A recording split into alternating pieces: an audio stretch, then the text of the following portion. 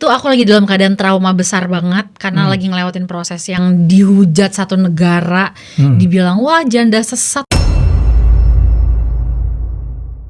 Bikin geger pengakuan Marshanda dibilang janda sesat.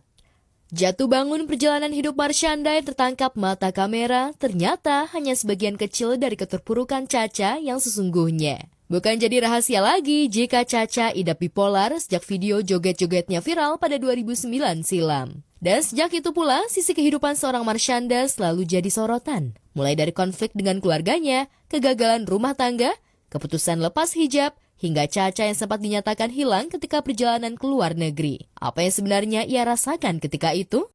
Aku ngerasa sendiri banget ya, ngerasa lost, ngerasa gak ada yang ngerti, ngerasa dijudge, dinilai-nilai yang buruk-buruk. Ada proses dimana aku baru tahu kalau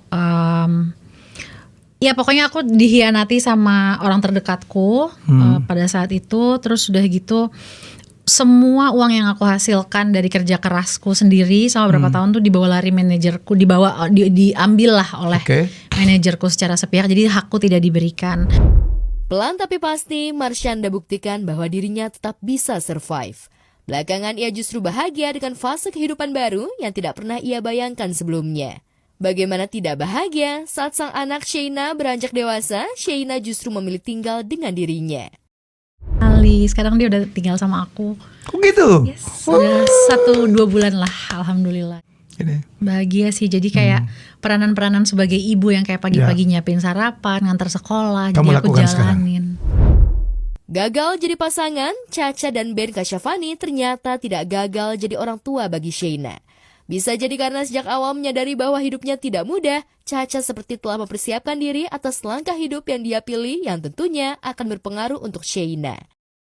Proses dulu berpisah pun aku udah punya visi ke depan, aku udah percaya dan yakin bahwa aku dan Ben ini bisa akan dewasa dalam menjadi orang tua gitu.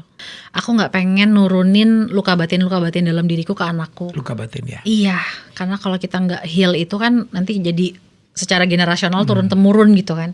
Jadi aku udah mulai kayak konseling, ketemu psikolog, dapetin kayak ilmu-ilmu ini itu tuh dari aku umur 18. Karena aku gak pengen nurunin apa yang aku belum selesai dengan diriku ke anakku gitu. Benar saja, hasilnya Caca ternyata bisa jadi teman untuk Sheina. Komunikasi dua arah anak rasa teman ini berhasil membuat Sheina pun terbuka banyak hal. Seperti apa pola asuh Caca dengan anak yang beranjak dewasa? Sebagai orang tuanya kita juga harus punya bekal ya, tahu apa sih yang dia hadapin bener-bener di luar sana gitu. Dan kita lebih banyak bertanya, kamu gimana hari ini di sekolah, teman-temannya seperti apa? Aku senang banget karena aku jadi tempat yang Sheina tuh nyaman untuk cerita apapun sama aku. Dia terbuka sama aku soal teman-temannya, soal cerita update terbaru dalam hidupnya, soal sekolahnya gitu. Jadi aku ngerasa kayak aku pengen nggak ada gap di antara kita yang membuat dia segan untuk terbuka sama aku.